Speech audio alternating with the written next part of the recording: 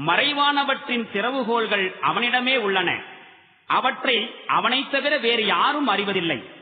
கடலிலும் தரையிலும் இருப்பவை அனைத்தையும் அவன் அறிந்திருக்கின்றான்.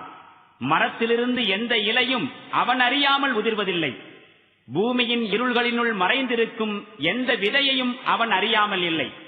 பசுமையான மற்றும் உலர்ந்த அனைத்துமே தெளிவான ஓர் ஏட்டில் பதிக்கப்பட்டிருக்கின்றன.